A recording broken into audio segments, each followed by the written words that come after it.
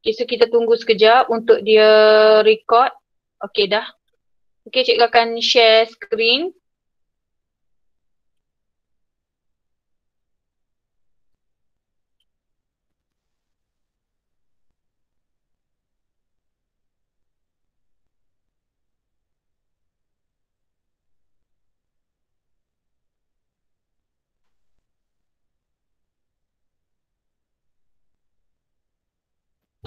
Okay, nak tanya Aimi. Aimi nampak tak skrin cikgu? Nampak cikgu? Nampak, beres. Okay, so cikgu akan gerakkan pergi ke slide seterusnya.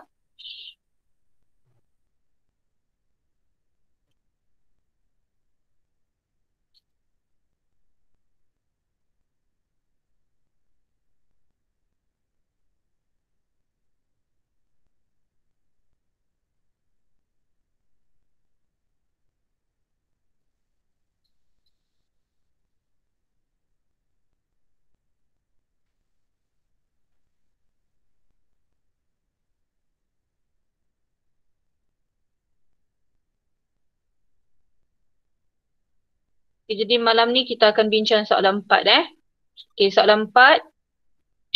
Okay, Eddie, nampak tak slide cikgu soalan 4? Nampak cikgu.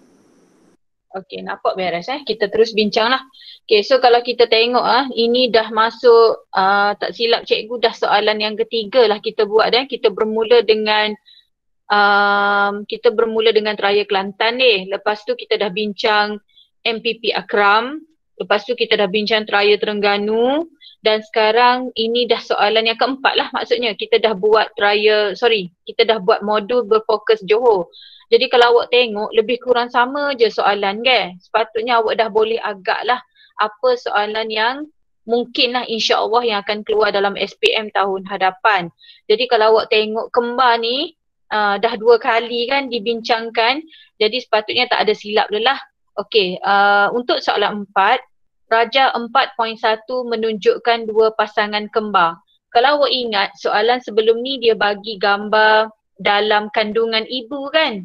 Lepas tu dia suruh kita bezakan mana kembar seiras, mana kembar tak seiras. Okey, untuk soalan yang ni dia bagi gambar. Okey, dia bagi gambar.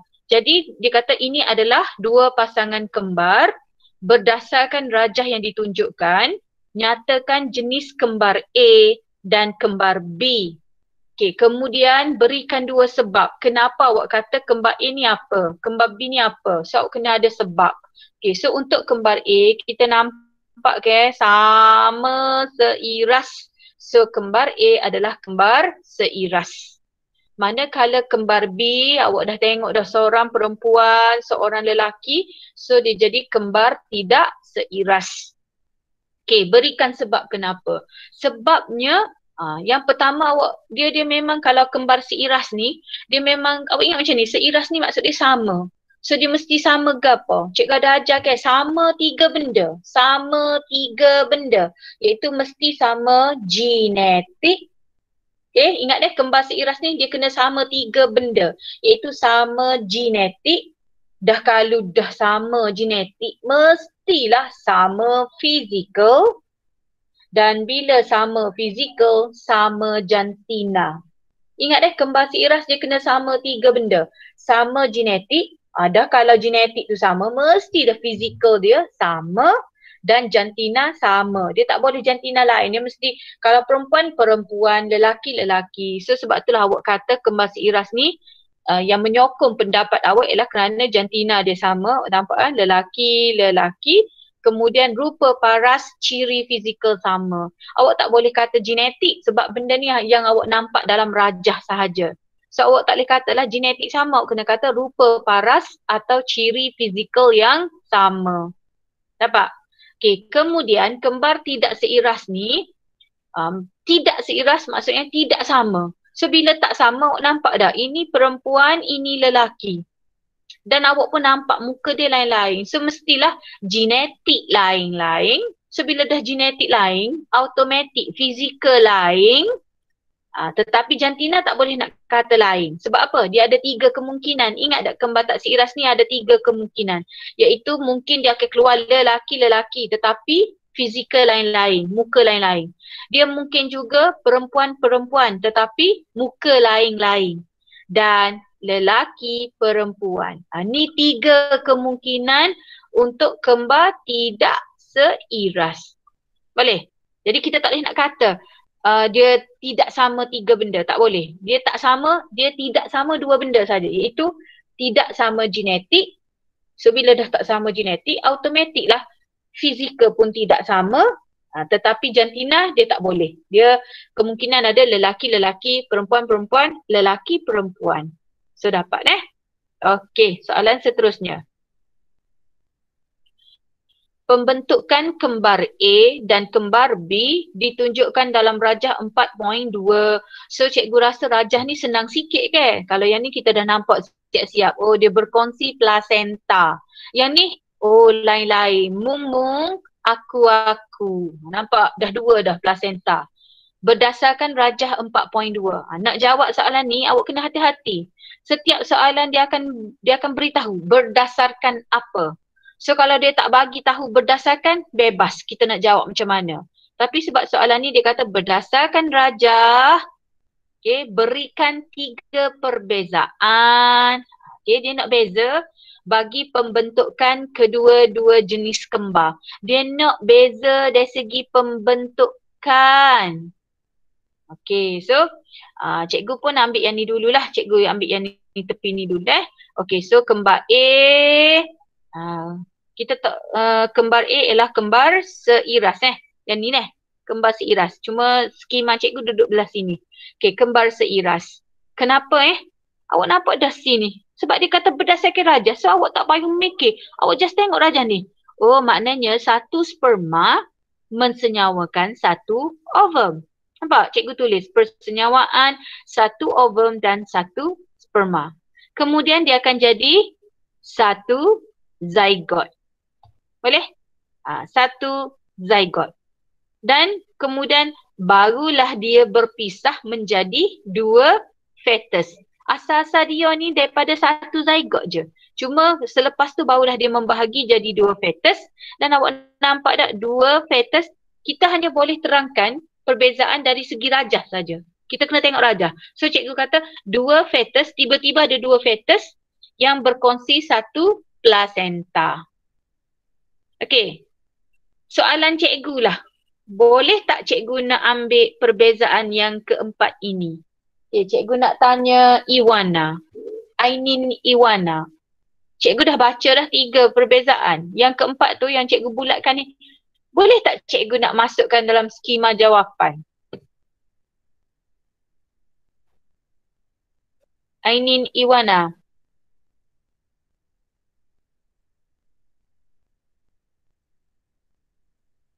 Tak jawab.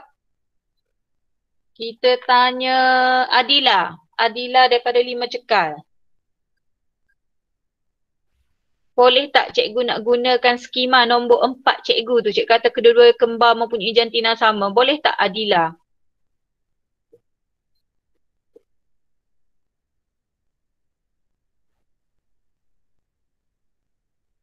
Gana senyap ni.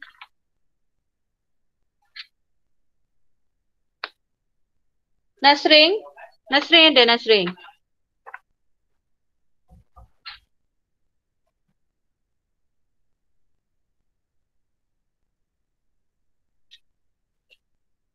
Nasrin? Cikgu, Ya. Wana jawab dalam chat. Dia kata apa? Dia kata tak boleh. Tak boleh buat apa? Wana cikgu tanya tak boleh buat apa.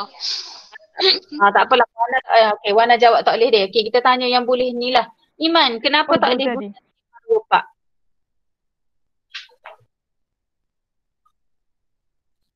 4? Cikgu tak marah lah, salah. Cikgu nak tahu kenapa tak boleh guna skema nombor 4 yang cikgu bulatkan tu.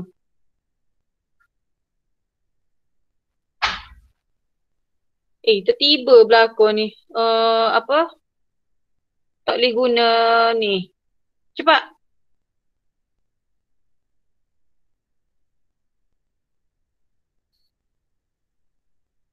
Semua senyap ni. Buat apa ni? Kita tanya. Apa tak diguna nombor 4 tu? Tak boleh cikgu sebab pembentukan tu proses. Pembentukan tu proses. Iyo ko. Cikgu nak tahu buat apa tak diguna skema nombor 4. Kita tanya. Cikgu, mic saya baru jadi. Ina lah. Apa dia? Mic baru jadi, sorry. Mic baru jadi. Yo, Kak Adila. Kau mungkin bubur nasi. Serius cikgu. Takut mungkin bubur nasi sebentar. Apa Adila?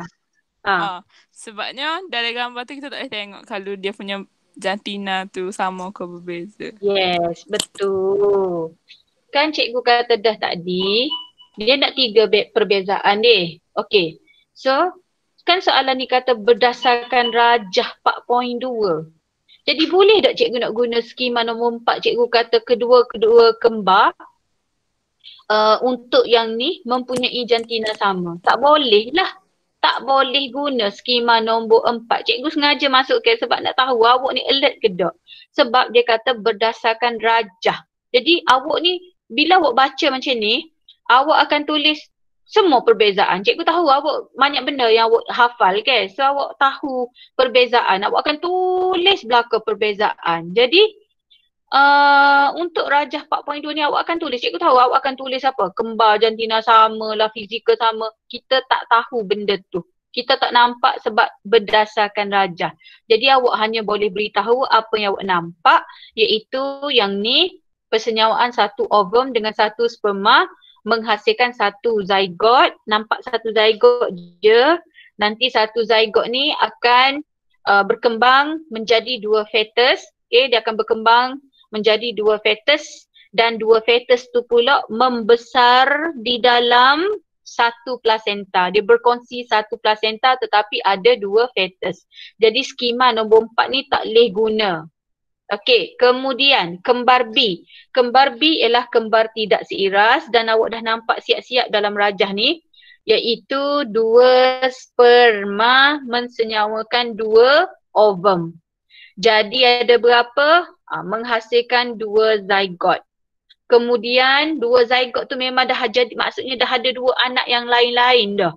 Sebab apa cikgu kata lain-lain? Sebab ovum dengan sperma yang ni dia bawa ciri genetik lain. Ovum dengan sperma yang ni dia bawa genetik yang lain. Jadi sebab tu dah 2 fetus ni dia akan ada ciri fizikal lain-lain. So 2 fetus berkembang di dalam 2 plasenta. Maknanya mung-mung, aku-aku. Nampak tak? Beza. Ada 2 plasenta. Jadi awak hanya beri 3 perbezaan ini sahaja. Boleh? Sebab berdasarkan rajah. Dapat Okey, soalan seterusnya. Ibu bapa kembar B. Ibu bapa kembar B. So ibu bapa kembar B ialah kembar tidak seiras. Okay, ingat balik soalan tadi. Kembar tidak seiras. So ibu bapa kembar B mempunyai kumpulan darah AB dan kumpulan darah O. So dia dah bagi siap-siap dah. Dia kata ayahnya darah AB. So masukkanlah genotip dia AB. Kalau genotip dalam bentuk huruf dah. Kalau fenotip awak kena A je. Awak kena A je. Maksudnya kena tulis kumpulan darah AB. Sebab tu dia tulis fenotip ni. Awak kena tulis. Tapi kalau genotip awak kena tulis huruf. Kena tulis huruf A, B. Dan kemudian dia kata ibu tu kumpulan darah O. Dia dah bagi siap-siap dah. O. So kita tulis O, O. Dan awak kena ingat cikgu pernah ajar awak kalau darah A, B ini ialah darah untuk dominan. Dia bersifat dominan. Maknanya kalau darah AA pun dominan, BB pun dominan, AB dominan. Kalau orang kumpulan darah O, O tu ialah resesif. Okay, resesif. Boleh? Okay, so nampak ibu tu memang resesif lah. Sebab tu dia kena OO. Kumpulan darah bapa memang AB.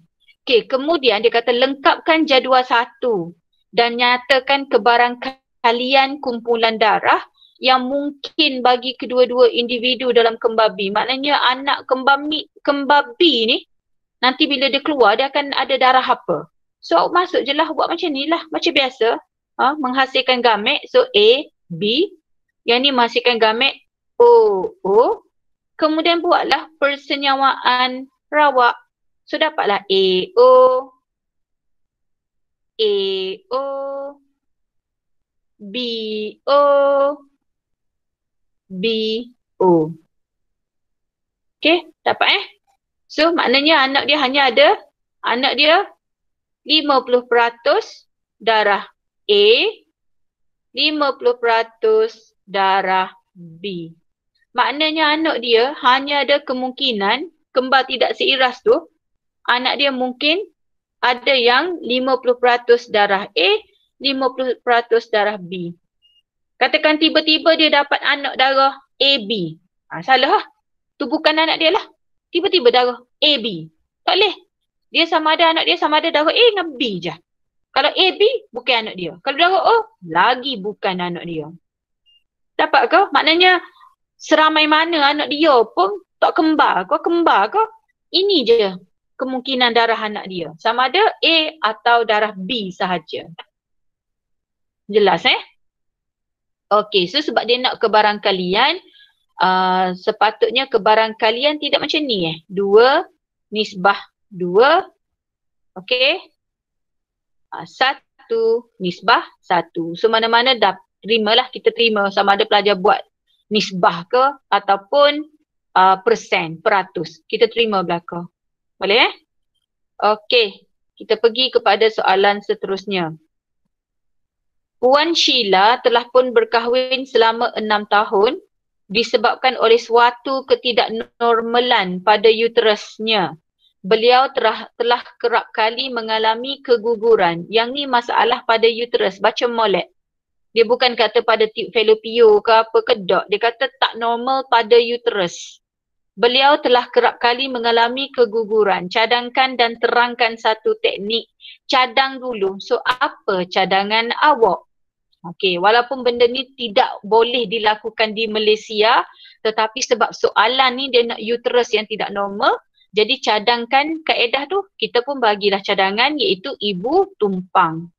Okey, terangkan teknik itu. Okey, so terangkan teknik tu, awak teranglah proses dia. Iaitu kita akan ambil ovum isteri dan sperma suami. So kita baca dulu jawapan cikgu. Maka kita akan buat persenyawaan ovum siapa? Puan Sheila dan sperma suaminya dilakukan secara in vitro. In tu di dalam, vitro kaca. So kita akan lakukan dalam kaca di mana di makmal yang kita letakkan dalam medium cool tu. Okay, sebab apa cikgu kena letak dalam medium cool tu? Sebab kita takut sperma dan ovum dia mati. Jadi kita akan ambil, kita akan buat macam, katakan contoh piring Petri. Piring Petri ni kaca. So inilah yang dipanggil sebagai in vitro. Ni. Piring Petri tu kaca. So sebab itu kita panggil persenyawaan in vitro. Kita pun ambil sperma, kita ambil ovum dan di dalam piring Petri ni sudah ada medium kultur. Medium kultur. Macam kita nak buat kultur tisu tu lah. So kita masukkan dua-dua tu dan kita biarkan bersenyawa membentuk embrio.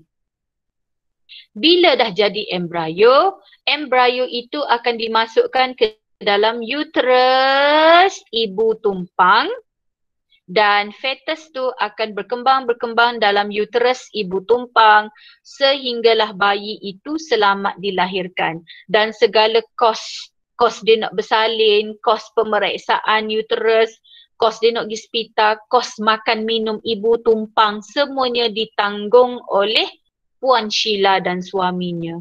Dan itulah yang berlaku di negara barat. Kadang-kadang dah jadi macam perniagaan pula. So awak, maksudnya kalau awak tengok dalam media sosial negara barat, dia ada buat advertisement pula. Dia macam buat iklan pula. Siapa-siapa yang nak cari ibu tumpang, kontak nombor sekian-sekian. Okey? Dapat Okey, seterusnya soalan 5. Soalan 5 dah. Sekejap je.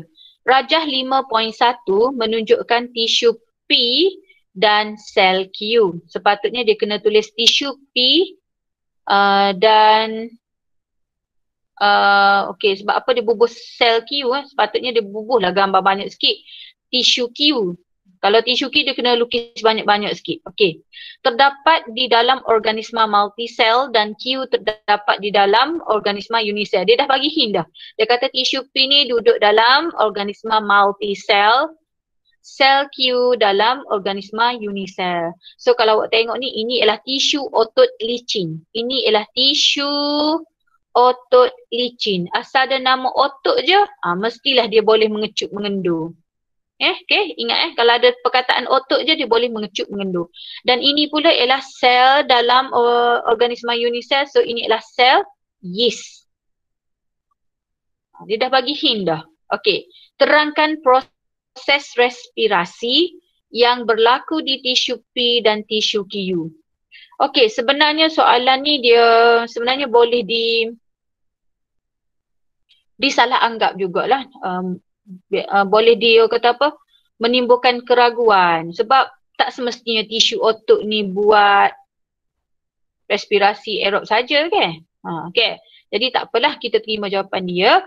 Okay, so terangkan proses respirasi. So sebelum kita pergi kepada soalan, dia ada suruh tak kita nyatakan apa-apa, suruh label dalam rajah? Tak ada ke? So kita bolehlah guna apa tisu P, apa tisu Q. So kita jawab dulu, tisu P, tisu otot licin ataupun tisu otot saja. Okay, tisu Q ialah yeast. Okay, kemudian apa yang dilakukan oleh tisu otot? So tisu otot melakukan respirasi aerob dan yeast melakukan respirasi anaerob. Kenapa? Kenapa tu kena cerita proses lah. Okay, so kalau tisu otot dia akan mengoksidakan glukosa dengan lengkap dengan kehadiran oksigen. Kenapa cikgu kata dengan lengkap? Sebab dia bakar glukosa dengan lengkap, maksudnya dengan kehadiran oksigen. Okey, tetapi kalau yeast, glukosa tidak dioksidakan dengan lengkap. Kenapa tak lengkap? Kerana ketiadaan atau kekurangan oksigen. Okay, kerana ketiadaan atau kekurangan oksigen. Sebab tu tak lengkap. Okay. Kalau tisu otot, bila dia membakar glukosa dengan kehadiran oksigen, maka dia akan dapat menghasilkan karbon dioksida, air dan tenaga. So awak tengok cikgu tulis persamaan deh. Glukosa. Okay, bila cikgu kata dibakar dengan lengkap. So kena tambahlah, tambah oksigen. Lalu menghasilkan, ni cara cikgu ingat. Oh, nampak tak perkataan oksigen sini? So mestilah dia menghasilkan karbon dioksida, capur, air dan tenaga. Boleh? Okay, so dia apabila tisu otot ni dia buat respirasi aerob, dia bakar glukosa dengan kehadiran oksigen, maka mesti dah bila bakar guna oksigen, maka hasillah karbon dioksida, air dan tenaga. Berapa jumlah tenaga yang dihasilkan? Iaitu 2898 kilojoule bersamaan dengan 38 ATP. Iaitu 2898 ni banyak sangat kuantiti tenaga yang dihasilkan. Dan proses pembakaran glukosa untuk hasil tenaga, nak hasil tenaga, berlaku dalam mitokondria. Sebab tu mitokondria ni pusat penjanaan tenaga sebab dia buat respirasi aerob. Okey, manakala yeast, yeast kita tak boleh guna perkataan dioksidakan sebab dia tak guna oksigen. So kita kata glukosa diurai. Tak boleh guna dioksidakan sebab dia tak guna oksigen. Jadi glukosa diuraikan. Jadi tengok persamaan cikgu buat untuk yeast. Glukosa. Okey, jangan tulis tambah. Dia tak ada guna oksigen. So terus diuraikan, maka terhasillah etanol tambah CO2 tambah tenaga. Boleh? Glukosa diuraikan menghasilkan etanol, karbon dioksida dan tenaga. Sebab tu kalau awak buat roti kan, awak masukkan yeast ke? Awak masukkan yeast, kemudian awak pun buat dough. Awak buat dough. Kemudian biasanya kalau orang nak suruh naik roti dia, biasanya bila dia buat dough tu, dia akan tutupkan dengan tuala lembap. Dia tutup ramuan dia tu dengan tuala lembap, dia tinggalkan sekejap. Jadi masa awak tutup dengan tuala lembap tu, oksigen tak ada. So, maka yeast pun akan tukarkan glukosa dalam tepung, dalam gula. Tidak, awak bila nak buat kek, nak buat roti, awak tambah, awak guna tepung, awak guna gula. So, semua tak adalah glukosa. Jadi yeast akan tukarkan glukosa dalam tepung, dalam gula, menghasilkan etanol, karbon dioksida dan tenaga. So, karbon dioksida yang terhasil itulah yang akan menaikkan dough roti awak tu. Jadi kek ke roti awak buat, dia akan naik cantik. Sebab karbon dioksida lagi banyak dia akan menaikkan kek atau roti awak tadi. Okay, jelas dah. Okay, kuantiti tenaga yang dihasilkan, bukan tinggi dah, sorry, nanti cikgu tukar. Yang dihasilkan adalah sedikit. Berapa? 210 kilojoule. Awak cuba bandingkan, tadi 2898, yang ni 210 kilojoule bersamaan dengan 2 ATP dan ini berlaku di dalam sitoplasma. So dia kata terangkan proses deh. So bila terangkan proses, dia bukan perbezaan deh. Dia bukan perbezaan. Dia kena terangkan proses. Jadi awak terang semua proses P dalam tisu P, awak terangkan semua proses dalam tisu Q. Dan awak tengok, dia nak 3 markah. So biasanya untuk 3 markah dia akan carilah mana-mana 3. Ini bukan perbezaan deh, ini terangkan. So you terang je lah, terang pasal tisu P, terang pasal tisu Q. Okay, soalan seterusnya. Jadual 2 menunjukkan kadar pernafasan dan kadar denyutan jantung seorang pelajar semasa berehat, okey, dan semasa melakukan aktiviti cergas. So cuba tengok masa dia rehat, kadar pernafasan dia biasa je 16. Tapi masa dia buat aktiviti cergas 30. Okey, kadar denyutan jantung semasa dia rehat 80. Masa dia buat aktiviti cergas 180. Soalan, terangkan mengapa kadar pernafasan pelajar dan kadar denyutan jantung berbeza. Dia sebut siapa? Dia sebut semasa berehat. Dia sebut semasa berehat dan semasa aktiviti cergas. Okey, so maksudnya soalan ni dia nak apa? Soalan ni dia nak, sekejap cikgu pun nak tengok kok. Soalan ni dia memang nak asing-asing dia nak asing-asing, tetapi dia buat siap-siap. Dia kata kadar pernafasan macam mana, kadar denyutan jantung macam mana. Okey, so macam biasa guna formula akak, apa yang awak tengok. Awak bezakan dulu. Okey, untuk kadar pernafasan, apa?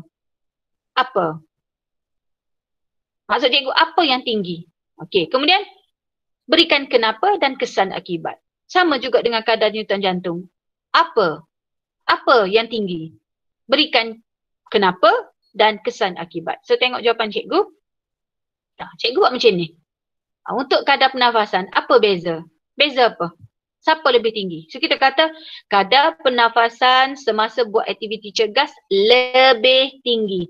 Ingat kalau dia bagi nombor, kita kena tersiratkan dia. Kita kena tolong tafsir. Okay, so kita kata kadar pernafasan semasa aktiviti cergas lebih tinggi daripada semasa rehat. Okay, kenapa? Sebab aktiviti cergas ni dia memerlukan lebih banyak oksigen. Sebab tu kalau awak berlari merentah desa kan awak rasa kan kadar pernafasan awak tercungap-cungap tu. Sebab awak memerlukan lebih banyak oksigen. Oksigen untuk apa? Untuk mengoksidakan glukosa. So kesan akibat dia bila dia ambil banyak-banyak oksigen, menghasilkan lebih banyak tenaga. Dapat? So dapat 2 markah. Okay, untuk denyutan jantung pula. Apa beza? So kadar denyutan jantung semasa awak buat aktiviti cergas lebih tinggi daripada semasa rehat. Kenapa denyutan jantung tu lebih tinggi? Sebab jantung ni untuk apa? Untuk mengepam banyak darah. Banyak darah bawa ke apa? Banyak oksigen dan glukosa pergi ke tisu. So bila banyak-banyak menghasilkan lebih banyak tenaga. Boleh ke? Ingat apa beza beri kenapa, kesan akibat dia. Jadi dua-dua tu kesan dia untuk menghasilkan lebih banyak tenaga. Dapat Okey, seterusnya soalan C. Tadi cikgu ada hantar YouTube untuk tengok sebab cikgu nak jawab soalan ni pun cikgu kena Google dulu. Okey, so kita tengok soalan kadar denyutan jantung seorang atlet semasa rehat adalah lebih rendah berbanding dengan bukan atlet.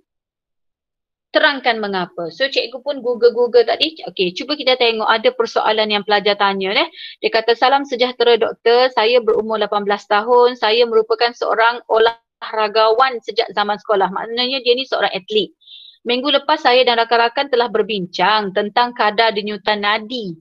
Kadar denyutan nadi yang normal dan telah cuba mengukur kadar denyutan nadi kami. Samalah, denyutan nadi itu adalah denyutan jantung Rakan-rakan saya mempunyai, rakan dia tu tidak aktif lah. Okey, rakan saya mempunyai kadar denyutan jantung 80 hingga 100 denyutan dalam seminit. Tetapi saya yang atlet ni kurang daripada 60 denyutan dalam seminit. Maknanya dia rendah daripada saing-saing dia tu. Rakan-rakan saya mengatakan bahawa kadar denyutan nadi saya tidak normal dan mungkin berpunca daripada masalah jantung. Saya cuba mengira kadar denyutan nadi saya setiap 2 jam dan secara purata bilangan denyutan nadi saya adalah sekitar 45 hingga 60 denyutan dalam seminit. Saya seorang yang aktif dan sering mengambil bahagian dalam acara larian maraton. Saya juga mewakili kolej saya untuk bertanding di peringkat kolej. Okey, so nak royaknya dia ni adalah seorang atlet, gaya hidup dia aktif berbanding rakan-rakan dia. So cuba awak tengok yang dijawab oleh pensyarah di universiti di Indonesia. Dia kata, terima kasih atas soalan anda. Kadar denyutan nadi normal, ini untuk orang normal untuk orang normal semua orang. Kadar denyutan nadi normal ialah 60 hingga 100 denyutan dalam 1 minit. Awak pun boleh cuba, awak cari nadi awak. Okey, awak set masa 1 minit, awak kira berapa denyutan nadi awak. So untuk orang normal ialah 60 hingga 100. Okey, dia kata para atlet yang kuat bersukan akan mempunyai denyutan nadi lebih rendah daripada normal. Maknanya kalau awak ni seorang yang suka bersenam, awak ni memang atlet, memang selalu buat latihan, maka denyutan nadi awak lebih rendah lah daripada 60 hingga 100 tu, rendah lagi. Okey. Denyutan nadi yang semakin meningkat semasa bersukan adalah perkara yang normal. Tapi masa buat aktiviti cergas, denyutan nadi awak akan tinggi lah. Okey, cuba awak tengok ada sedikit nota di bawah. Kalau semasa kita rehat, untuk kanak-kanak 10 tahun ke atas dan orang dewasa, normal kita ialah 60